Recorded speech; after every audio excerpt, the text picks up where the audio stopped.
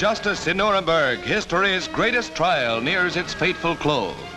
Under the most elaborate security precautions, only official cars pass the heavily guarded street barricade. Flags of the victorious Allies, sitting in judgment on the International Military Tribunal, fly over the court building. Supreme Court Justice Jackson, Chief United States Prosecutor, arrives. Credentials of spectators and officials alike are closely scrutinized, for it is amidst a grim and military atmosphere that 21 Nazis are to hear their fate.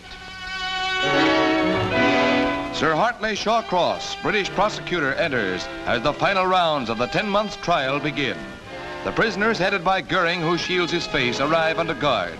The trial started with 24 defendants. One committed suicide, another was excused for health, and one is tried in absentia. There are 21 left in the dock to face civilization's accusation. These, then, are the men whose crimes against humanity brought about a trial without parallel in legal annals. It is doomsday and the day of reckoning as the court rises for one of the closing sessions. The world's finest legal talent has been contributed to the tribunal of 4 nations, which takes its place. Russian, French, and British are the other nations participating.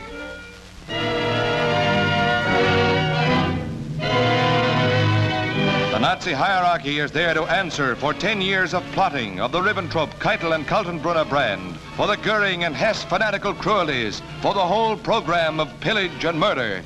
Now it is civilization's turn to read their monstrous crimes into the record. Murder or ill treatment of prisoners of war or persons on the seas. Killing of hostages. Plunder of public or private property. Wanton destruction of cities, towns, or villages, or devastation not justified by military necessity. C. Crimes against humanity,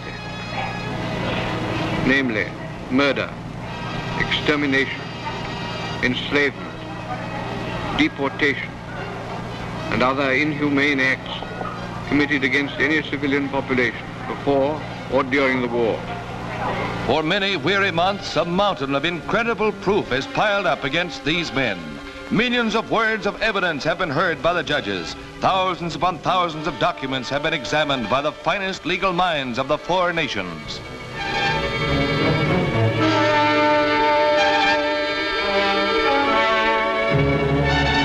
Defense counsel wait with ill-concealed anxiety for the verdict in a trial conducted with scrupulous fairness for the rights of the defendants. Literally, tons of paper were removed after each long, drawn-out session of court.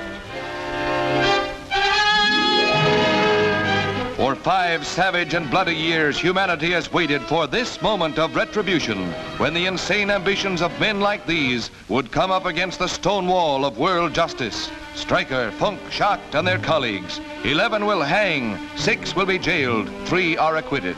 Sir Geoffrey Lawrence pronounces sentence. Defendant Hermann Wilhelm Goering, on the counts of the indictment on which you have been convicted, the International Military Tribunal sentences you to death by hanging. Defendant Rudolf Hess, on the counts of the indictment on which you have been convicted, the tribunal sentences you to imprisonment for life.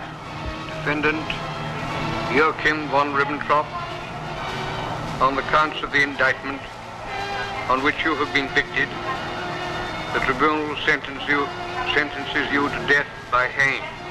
Defendant Julius Stryker, on the count of the indictment on which you have been convicted, the tribunal sentences you to death by hanging. This is what awaits Goering, Keitel, Rosenberg, and the other apostles of death and hate. The only conceivable end for these merchants of aggression. And as they plunge the world into a bloodbath, it is fitting that they take their final plunge in ignominy.